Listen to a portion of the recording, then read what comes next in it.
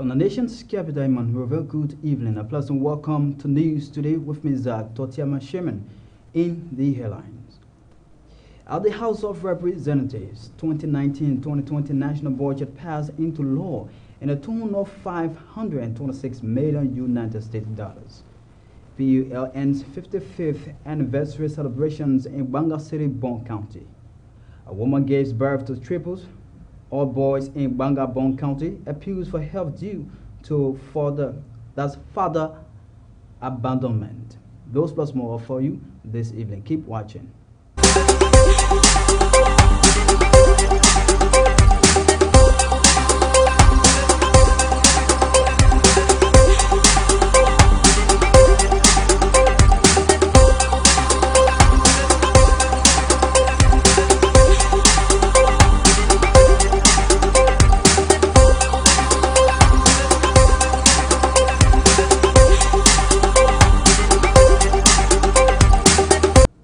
Welcome back and thanks for rejoining us.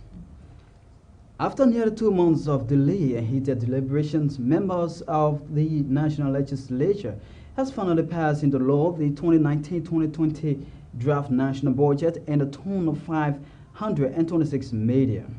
The budget was passed on Tuesday with the national harmonization exercise, which has greatly affected officials of the 3 branches of government. On the new budget, about 2,000 public workers have been included into current work force of the country. Jeremiah Kong is the co-chair of the committee. He spoke during the deliberation in Tuesday's session.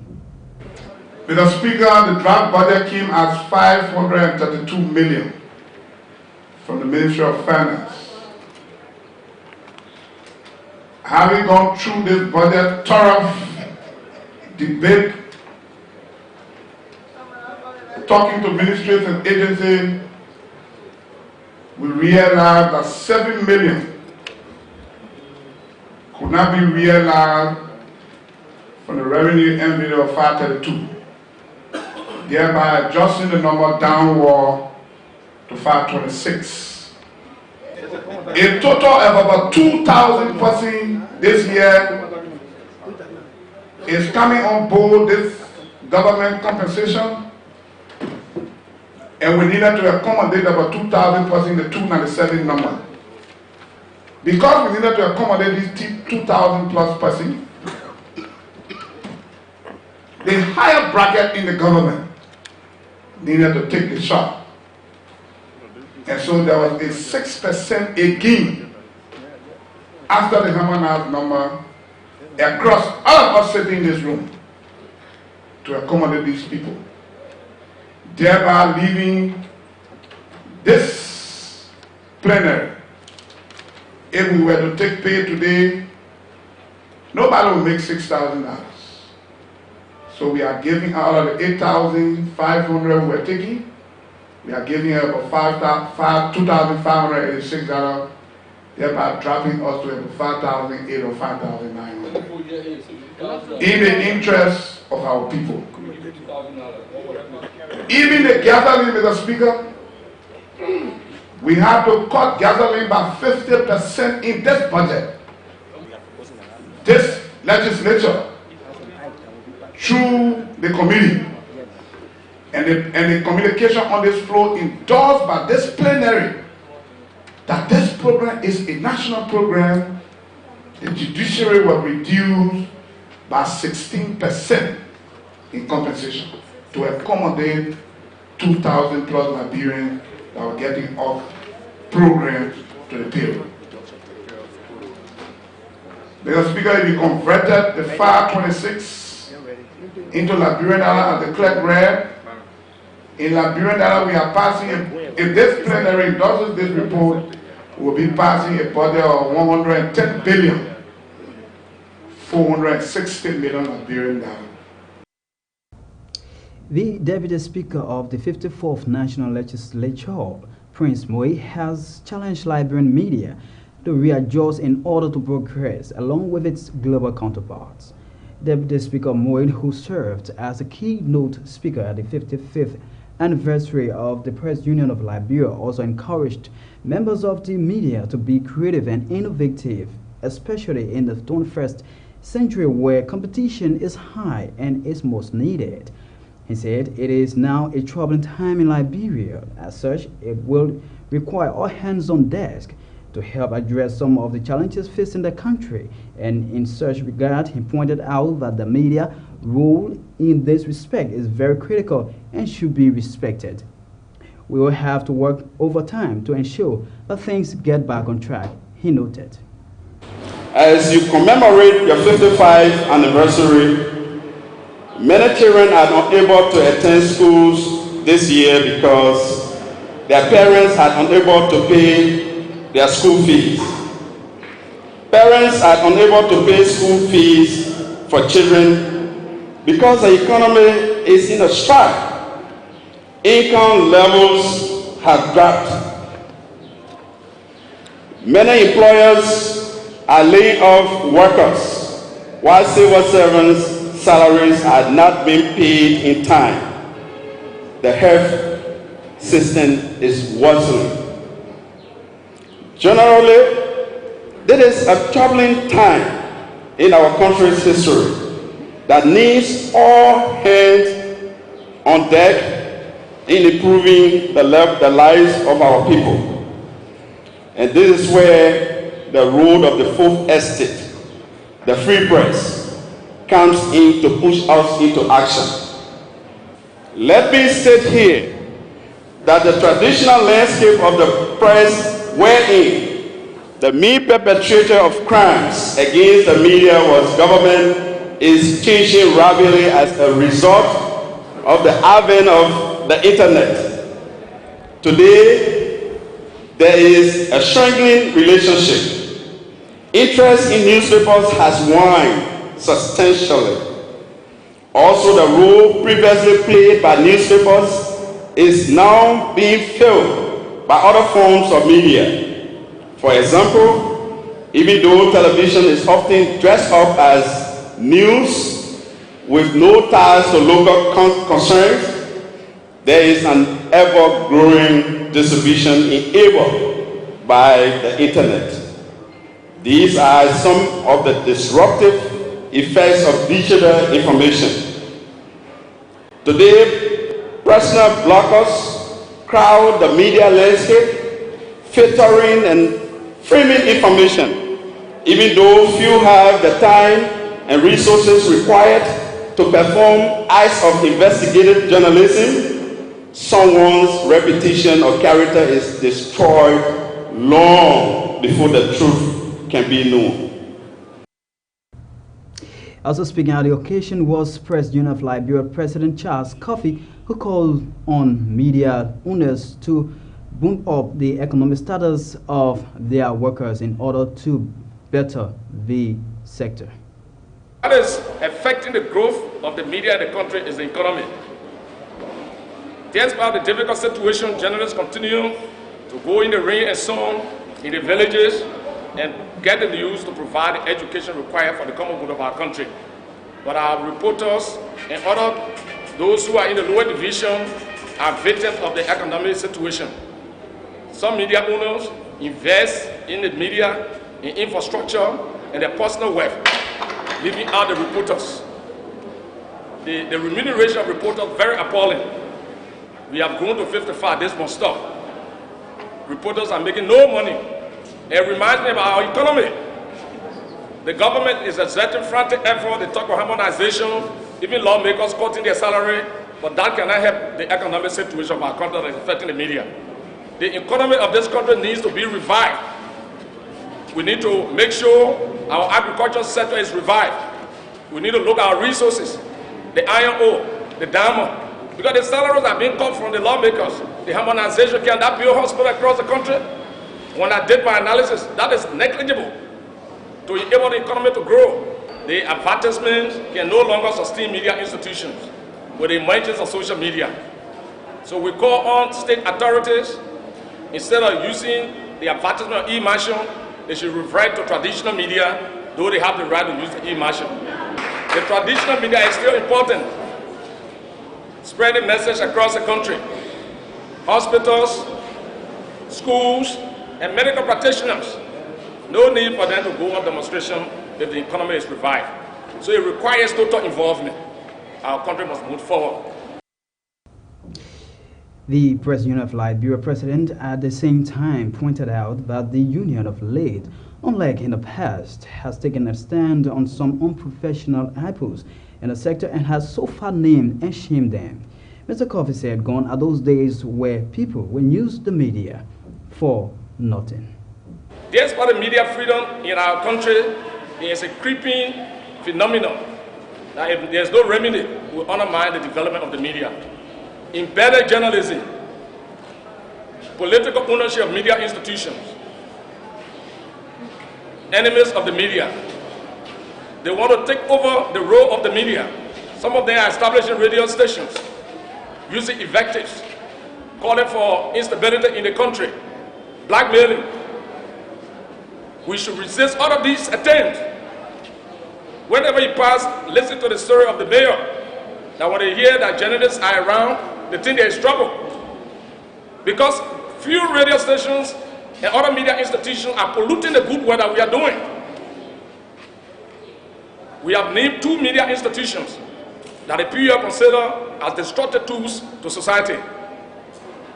The Freedom FM, owned by the Deputy National Security Director, Saint Sayon, who we expect to be collecting intelligence for peace and stability in the country. His media institutions being used to wage war on the country, to use invectives, and urge people to go and revolt against state authority.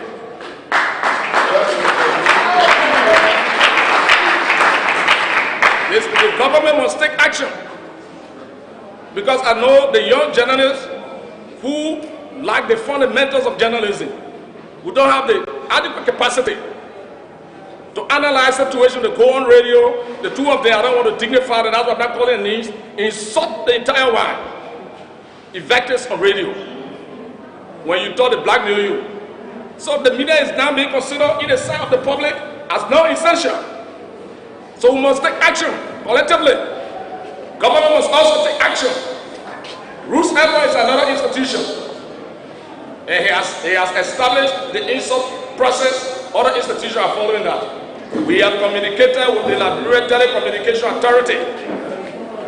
The press union does not have regulatory power. So we have informed LTA and also formally transmitted a communication to the Ministry of Information, Cultural Affairs and Tourism that in the event that our country degenerates a chaotic situation as a result of the 2 media institutions, like Rwanda, the press union will have no role to play. A mother with triple, Elita Bena, is appealing to humanitarians to come to her aid. Elita gave birth to 3 boys in Bangabong County recently and is unable to take care of the triples due to the abandonment of their father. The struggling mother named food, clothing, health care as some of the assistance she wants from philanthropists, including government officials. She spoke to reporters Monday.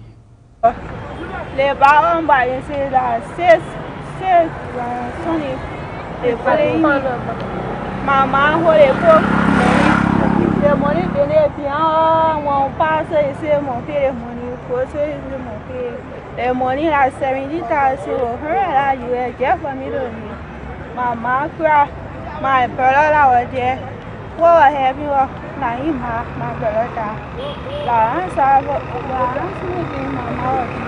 Mama was telling me that I boy your hair boy in my coat.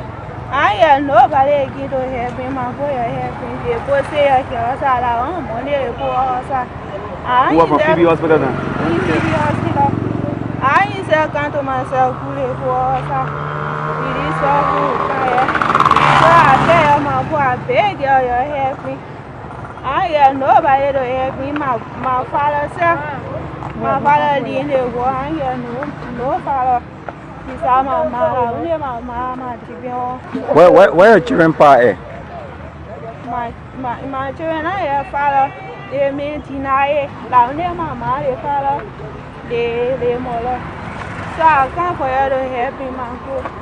I get my mother there. No food for me to eat. What they can do, they can reach out. They put money in there, worry me, power, maybe, yeah. Mengang wanga muko mati mai. Ikpo mate ko kulonga kuraju.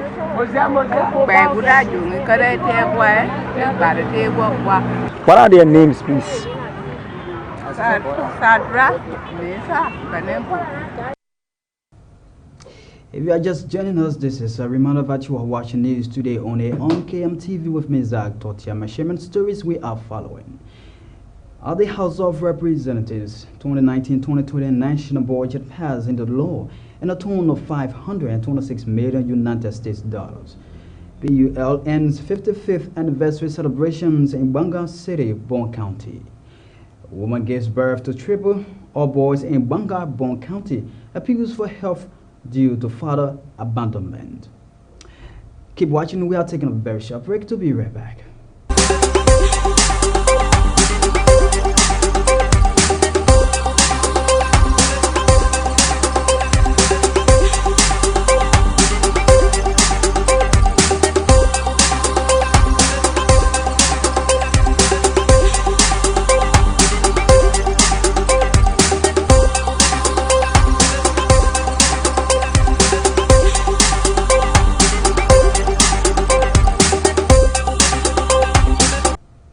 The Assistant Commander for Police and Head of the Emergency Response Unit has admonished officers of the section to work in the spirit of unity and diligence in fostering their responsibilities to the public. Speaking at the unit's 11th anniversary celebration at its headquarters, Francis Williams said despite economic challenge, security and peace matters for the country and must be upheld at all times. And at the same time stressed the need that the police be given full support by the government and other international partners. There are individual divisiveness that we have.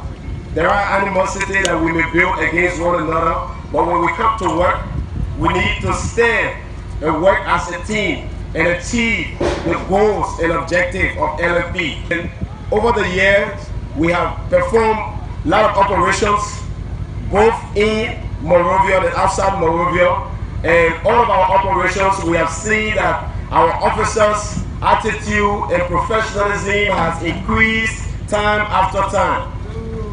It is not because those officers are special or because they are different from LMP, but because our basis of our professionalism is the training we receive and the mentorship we instill in ourselves and the officers at large. And that's why we want to stand here today and say thank you to LMP and thank you to our international supporters for making us to reach this far. We all can't escape the fact that this year has been tough. There have been times that we go out of logistics and other equipment to make operations successful, but at least we have tried to uphold the standard and do the operations and make sure we don't break the standards that will bring stigmatization to the LMP. It is very hard in these times to leave your family and come to a workplace and spend most of your time and go through different exercises and at the same time go home and then build a family and make sure your family home. But all of these cases, we didn't take them and hide them behind us. Because if we do, we will not uphold the rule of law. Because the rule of law is the basis of the people. And for us to ensure that, it is by making sure that we instill the rightful disciplinary measure that will come for the officers that are involved in it. Meanwhile, Deputy Police Inspector General for Operation Marvin Sakol has assured the ERU of its fullest welfare for the development of the sector. Marvin Sakol called on the unit to at the same time consider gender equality and equity rather, in executing its duties. According to him, women lack their male counterparts a potential and should be given the opportunity to explode. When an officer dies, that officer is escorted with a battle bodies. I would say battle bodies because you guys are in arms together. Your family are getting flags. That's the reason why. You are not the least, you are the best that I have to offer. Can I say this? It's not about the salary. It's not about the money. But it's about the service to your country. But let me say this. Every time you wear the flag of this country on your right arm and the part of the LMP on your left arm, you should be proud of yourself. You are not the least that we have to offer, you are the best. Not every citizen of this country that when they die, they are escorted and the family gave a flag. But you received that. You should be proud of yourself.